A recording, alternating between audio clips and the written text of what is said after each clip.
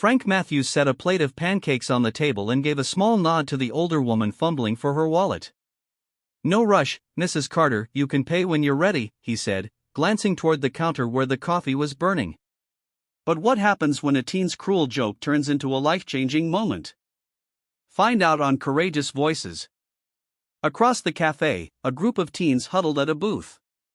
One boy smirked, raised his phone, and whispered, "Get this nightmare fuel."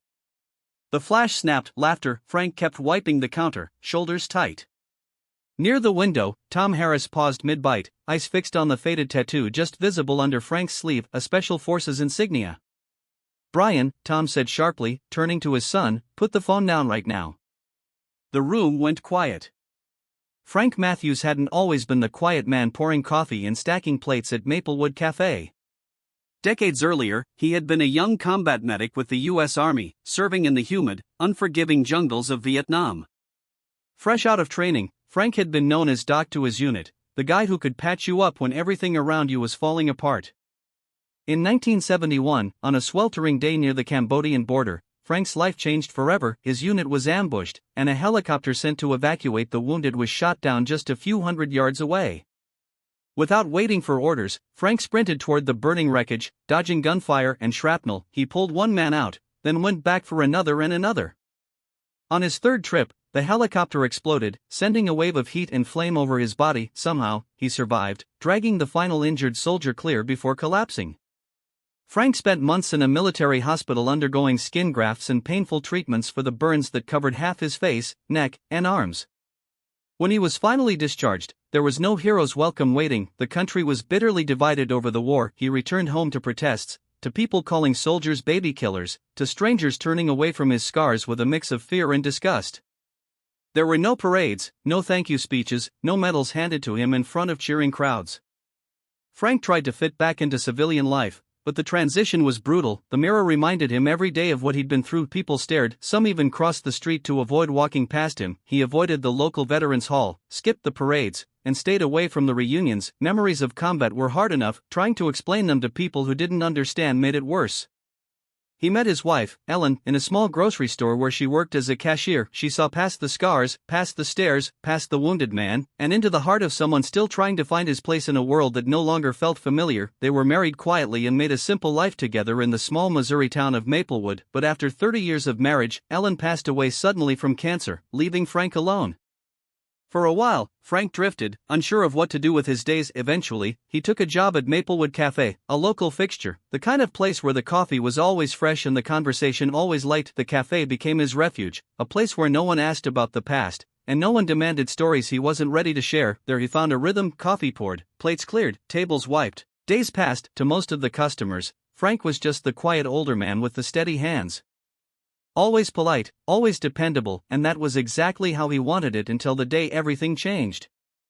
It was a typical Saturday morning at Maplewood Cafe. The smell of fresh coffee drifted through the air, and the sound of forks against plates mixed with low conversation. Frank Matthews moved through the narrow aisles between tables, balancing a tray of pancakes and eggs, a small smile tugging at the corners of his mouth. At the corner booth, a group of teenagers had taken over 2 tables, laughing a little too loudly for the small-town cafe. Brian Harris, 17 and always trying to impress his friends, sat with his phone in hand, eyeing Frank as he worked his way down the row of customers. "Dude, check this out," Brian whispered to the boy next to him. "Nightmare fuel, man." As Frank passed, Brian angled his phone, just so, pretending to check a text, and with a quick tap, snapped a photo of Frank's profile. The scarred skin running along Frank's neck and jaw caught the morning light, and Brian bit back a snicker as he flashed the phone to his friends. They stifled their laughter. Shoulders shaking, Frank heard it all. He didn't need to see the phone to know what had happened. Years of working in the cafe had sharpened his instincts. He kept his expression neutral, his shoulders squared as he delivered an order to another table. His fingers, though, tightened just slightly around the coffee pot, the only outward sign of the sting he felt deep in his chest. Across the cafe, Tom Harris, Brian's father, paused mid-bite, a retired Army officer with silver hair and a weathered face. Tom had been lost in conversation with another customer until the flash of the phone and the boy's muffled laughter caught his attention. He turned, eyes narrowing on his son and his friends, and that's when he saw it. As Frank reached across a table to pour coffee, the sleeve of his uniform shirt pulled back, revealing a faded tattoo just above his wrist, a Special Forces Insignia intertwined with an old unit code. Tom's heart skipped. He knew the tattoo. He had seen it on arms, helmets, and walls overseas during the long, bloody years in Vietnam. For a split second, the cafe disappeared, and Tom was back in the jungle, back among young men with steel in their eyes and terror in their hearts. He remembered the medics, the docs, who ran headfirst into danger, pulling the wounded from firefights and minefields. He looked again at Frank, the quiet waiter, the man his son was mocking, and the memories rushed in the jungle, the chaos, the voices shouting for help. Tom's jaw clenched. Without a word, he reached across the table and gently but firmly took Brian's wrist, lowering the phone. Brian jerked his head up, surprised. "Dad, what?" Tom's voice was quiet but sharp as a blade. "Put it away, Brian." Brian frowned. "It's just a picture, chill out." Tom kept his gaze on Frank. "That man saved more lives than you can imagine." For the first time that morning, Brian fell silent. Something in his father's face told him this wasn't just about a waiter, this was about something much, much bigger. Tom Harris kept his eyes on Frank as the waiter moved through the cafe. The boys at the booth had gone quiet. Sensing a shift in the air, Brian shifted in his seat, glancing nervously at his father, who still held his phone. "Dad, seriously," Brian mumbled, "it's just a joke." Tom shook his head slowly. "No, Brian, it's not just a joke." He set the phone on the table, hands folded, gaze steady. "Do you know what that tattoo means? Do you know what he's been through?" Brian shrugged, trying to brush it off. "He's just some old guy, Dad." Tom leaned forward, voice calm but edged with something that made Brian sit up straighter. "That old guy pulled men out of hell. Men like him carried bodies under fire, patched up soldiers so they could see another sunrise, stayed awake through nights you can't imagine." Brian fidgeted with his napkin, his friends now watching their interaction with wide eyes. Tom let out a long breath, his mind drifting to faces he hadn't thought of in years, faces young, eager, and terrified, men who depended on medics like Frank to get them through, medics who rarely got medals, parades, or even thanks. He looked down at the phone again, anger tightening his chest. "You know, I came home from Vietnam and people spat at me in airports, called me a murderer, but at least I didn't carry the kind of scars he does." Brian's mouth opened, but Tom held up a hand. "Listen." Frank had just stepped back into the kitchen, the small bell on the door jingling behind him. Tom motioned to the cafe owner. "Hank, sir, can I talk to your waiter for a moment?" Hank hesitated. Frank's on shift, something wrong?" Tom shook his head. "No, I just need to say thank you." Hank disappeared into the back, returning a minute later with a regretful look. "He says, no, sir, he's, private about things." Tom nodded slowly. "Tell him Tom Harris was here, 2nd Battalion, 503rd Infantry, he'll know." As Hank carried the message away, Tom leaned back in his seat, letting the weight of the moment settle in. "Dad," Brian started softly. Tom rested a hand on his son's shoulder. "We've got a lot to talk about when we get home." That evening, Tom Harris sat at his old wooden desk at home, staring at the glow of his computer screen. His fingers hovered over the keyboard, uncertain at first. Brian sat on the couch nearby, unusually quiet, occasionally glancing at his phone, but not laughing like usual. Tom opened the Facebook group he hadn't visited in months, a private group for veterans of the Vietnam War. He drew a breath, then began typing. "Today, at a little cafe in Maplewood, I saw a hero clearing tables. His name is Frank Matthews, a combat medic from Vietnam. This man pulled soldiers from burning wreckage, saved lives under fire, and now he's waiting tables while teenagers mock his scars. What does it say about us when we fail to honor the people who gave us everything?" He hit post and sat back, unsure if anyone would even read it. Within an hour, his phone buzzed once, then again, then almost nonstop. Comments flooded in. "I remember Doc Matthews, he patched up my cousin," one shared. "We need to do better, tell that man he's not forgotten." By midnight, the post had been shared over 200 times across veteran networks. The next morning, it had reached thousands across several states. Veterans, active duty soldiers, military families, all were commenting, sharing, and tagging friends. Meanwhile, back at the cafe, the teenagers who had taken the mocking photos had already posted them online with snide captions, but by Sunday afternoon, their feeds looked very different. The posts were flooded with comments, and not the kind they expected. "That's a combat medic you're laughing at, to show some respect. Kid, take this down and apologize." By evening, Brian sat on his bed, phone in hand, staring at the hundreds of comments piling onto his friend's post. His stomach twisted as he realized the ripple effect of what they had done. At Maplewood Cafe, Frank remained unaware of the storm brewing online. He worked his Sunday morning shift the same way he always did, head down, voice soft, plates balanced steadily in his hands. But something subtle had already started to shift. The regulars were watching him a little differently now. There was recognition in their eyes, a quiet sense of respect, where before there had only been polite distance. Sunday morning arrived quietly with the usual hum of forks on plates and the soft chatter of regulars at Maplewood Cafe. Frank Matthews tied on his apron, slipped through the back door, and began his shift like he had hundreds of times before. To him, it was just another day, but to the town, something had changed. By 7 a.m., a few unfamiliar faces sat scattered around the cafe. Men and women in military dress uniforms took seats at corner tables and booths, ordering nothing more than coffee or toast. Each one placed a small card on their table that read simply, "Thank you, document." Hank, the cafe owner, leaned against the counter, arms crossed, watching as the uniforms kept coming, first a handful, then a dozen, then nearly 2 dozen by mid-morning. Maplewood Cafe had never been this busy on a Sunday morning. Frank stepped onto the floor, bouncing a tray of coffee mugs. He stopped cold near the entrance, eyes scanning the room. Marines in crisp dress blues, Army veterans in their old unit jackets, Navy men with silver hair sitting with quiet posture, and every table, every single one had the same card facing outward toward him. For a moment, Frank considered turning around. His fingers twitched slightly on the tray, his mind flashing back to moments when attention had only ever brought discomfort or pity. But then Hank was at his side, voice low. "Frank, they're here for you." Frank swallowed, squared his shoulders, and continued forward. As he approached the first table, a Marine gunnery sergeant stood and gave a sharp salute. "Doc Matthews," he said, voice steady, "thank you for not leaving anyone behind." Frank froze, caught mid-step. Slowly, almost reluctantly, he extended his hand, and the Marine took it in a firm grip. Around the cafe, conversations quieted. One by one, veterans stood to shake his hand, to nod, to say thanks in the simplest way they knew. By late morning, word had spread beyond the cafe walls. Cars lined the street outside, news crews gathered near the sidewalk, and locals pressed their faces to the cafe windows. Frank continued his work, clearing tables and refilling coffee. But now, everywhere he turned, eyes met his, not with discomfort, but with gratitude. By noon, the scene at Maplewood Cafe was unlike anything the small Missouri town had seen before. News vans were parked along Main Street, cameras angled toward the modest diner as curious locals gathered outside. Inside, Frank Matthews moved between tables, balancing trays and filling coffee cups, his routine unchanged except for the weight of dozens of watchful eyes. The veterans inside had transformed the cafe into something sacred that morning. Marines, Army vets, Navy officers, some young, some old, some in uniform, others in jeans and ball caps with unit patches, all waited patiently for their turn to greet Frank. Each handshake carried a story, each nod held a memory. At one table, a woman in navy dress blues stood and approached Frank. She held a small, worn box in her hands. "My father," she began softly, "was one of the men you pulled from that helicopter. He passed last year, but he made me promise if I ever found you to give you this."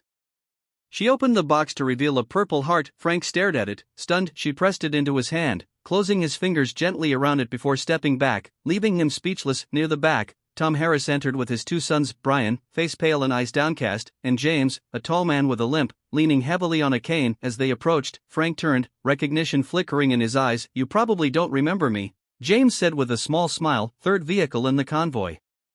Frank's brow furrowed, then cleared. "Fractured femur, shrapnel lower back. You kept trying to stand." James gave a quiet laugh. "Yeah, you kept knocking me back down on that stretcher." The 2 men embraced, a brief, firm grip that spoke volumes without words. Then James stepped aside, motioning to Brian. Brian shifted awkwardly, face flushed. I'm sorry," he mumbled. "I didn't know. I was just trying to be funny. It was stupid." Frank looked at him, then gently placed a hand on the boy's shoulder. "You have a choice now," he said softly. "Choose better." By the afternoon, social media had turned the tide. The mocking photos were buried beneath images of Frank shaking hands, receiving medals, and quietly returning to his tables. The man who once tried to disappear into the background had, without asking for it, become the quiet center of his town's respect.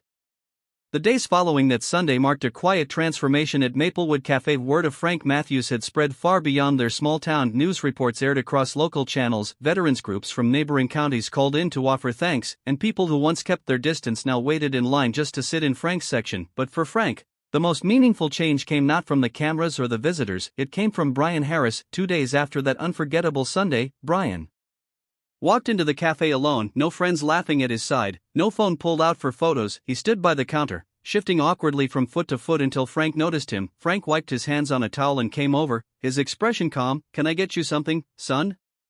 Frank asked. Brian shook his head. "No, sir, I just wanted to say again, I'm sorry, not just for the photo, but for everything. I didn't know who you were, I didn't think about what you'd been through."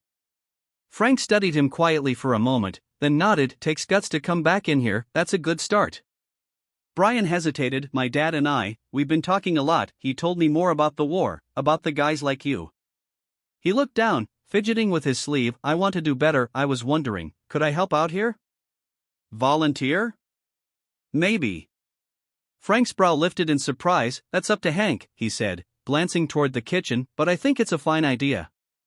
That afternoon, something remarkable happened. Brian and a few of his classmates started handing out flyers outside the cafe, not for an event or a school dance, but for a fundraiser they'd organized to support wounded veterans. The very boys who had mocked Frank were now determined to make amends, working to raise money and awareness for those who had come home, carrying scars both seen and unseen. Inside the cafe found a new rhythm. Veterans continued to stop by, but they honored Frank's preference for normalcy. No more cameras, no more fanfare. Customers who had once asked to switch servers now quietly requested Frank's section. For Frank, life hadn't gone back to what it was, but it had become something better. In the quiet clatter of dishes and the hum of conversation, he found a rare kind of peace, not from hiding his past, but from finally being seen for all of who he was. A week after the Sunday that had changed everything, Frank Matthews found a letter waiting for him in his mailbox. Official, heavy paper stamped with a government seal. Inside was a formal invitation from the Pentagon, a ceremony to honor battlefield medics with special mention of his name. The letter explained that a Medal of Honor nomination for Frank, long delayed by administrative mix-ups after the war, was being reactivated. They wanted him to attend, to stand on a stage in Washington, D.C., and be recognized for his heroism. Decades earlier, Frank sat at his kitchen table that night, the letter resting on the worn wood in front of him. His fingers traced the edges, but his eyes were far away. He thought back to the jungle, the smell of smoke, the chaos, the cries for help. He remembered Ellen, his late wife, who had always been his calm in the storm. He thought of the years spent quietly behind a diner counter, blending into the background. The next morning, Frank mentioned the letter to Hank while they were prepping the cafe for the breakfast rush. "You're going, right?" Hank asked, eyes wide. "Frank, that's a once-in-a-lifetime thing." Frank shook his head slightly. "I'm fine right here, Hank. I don't need medals or cameras. I've had enough of people looking at me like a headline." Hank frowned. "Frank, they want to honor you." "I know," Frank said quietly, "but that's not why I did what I did." The cafe had changed in small but meaningful ways. Customers greeted Frank by name. The veterans who came in no longer treated him like a ghost or a symbol. They treated him like a man, a fellow soldier who wanted peace more than attention. And Brian and his friends, once noisy troublemakers, now showed up every Saturday to help with the cafe's new veteran fundraiser, collecting donations and running small first aid workshops. Frank folded the letter carefully and placed it in his locker at the cafe. It wasn't that he didn't appreciate the honor, he just didn't need it to know who he was. For Frank Matthews, the greatest recognition wasn't found in medals or ceremonies, but in quiet moments, a handshake, a nod, a life lived with dignity in a town that finally saw the man behind the scars. It was a quiet Tuesday morning when Frank Matthews found the card. He entered the cafe before sunrise as usual, his boots echoing softly on the tile floor. The chairs were still flipped onto the tables, the air smelled faintly of fresh bread, and the world outside hadn't yet stirred awake. As Frank reached his usual spot by the break room, he noticed an envelope resting on his chair. He picked it up slowly, fingers rough from years of work. The handwriting was familiar, a little uneven. "Young E." Opened it. "Your scars or medals we cannot wear for you." There was no name signed, but Frank recognized Brian's handwriting. Frank let out a slow breath and set the card on the table. Through the window into the dining room, he noticed something else that made him pause. A group of teenagers, Brian and his friends, were gathered at a booth, notebooks open, watching as an off-duty paramedic demonstrated how to wrap a tourniquet and check a pulse. Hank came up beside him, wiping his hands on a towel. "We're letting them use the space for first aid workshops. Seemed like the least we could do." Frank watched quietly as the teens leaned forward, asking questions, practicing on each other. For the first time in a long time, he felt something shift deep inside. Not pride, not attention, but a quiet sense of meaning. Can a single act of disrespect lead to a town's redemption? Stay tuned to Courageous Voices to see how this story unfolds. That afternoon, Frank returned to his usual routine. He poured coffee, cleared plates, and offered quiet greetings, but the regulars now smiled a little warmer, and when they left, they often patted him on the shoulder or left a handwritten note at the table. Frank understood now that some things, scars, medals, regrets, never fully disappear, but they could become something else, a reminder to others, a quiet example, a way to show what resilience looks like. As the cafe buzzed into the evening, Frank wiped down a table and caught sight of Brian helping his dad carry takeout boxes to a neighbor's car. Frank smiled faintly. Honor, he thought, doesn't live in medals or parades, it lives in the small moments, in how we carry our past and how we choose to lift others up. As Frank Matthews wiped down the last table of the night, the cafe slowly emptied, leaving behind only the faint scent of coffee and the soft hum of the dishwasher in the back. Outside, the street lights flickered on, casting a warm glow over the town he had quietly served for years. Frank's story reminds us of something we too often forget in modern life: the people we pass by every day, the cashier, the bus driver, the quiet neighbor down the street, may carry stories of sacrifice, struggle, and strength we can't begin to imagine. In a world moving faster every year, where social media often rewards mockery over kindness, Frank's experience invites us to slow down, look closer, and remember that dignity lives in the quiet corners of our communities. What would happen if we all looked past scars and appearances? If we chose respect over ridicule? What kind of world would we create if we passed on those values to the next generation, just as Brian learned from his father? We'd love to hear your thoughts. Have you ever been surprised by someone's hidden story? Have you ever judged too quickly only to realize there was so much more beneath the surface? Share your stories in the comments below. We read everyone. Thank you for spending time with us today on Courageous Voices and for honoring the quiet heroes among us. If this story moved you, please hit the like button, subscribe to the channel, and turn on notifications so you won't miss future stories that celebrate the best of humanity. Together, let's build a community that values respect, kindness, and the power of second chances.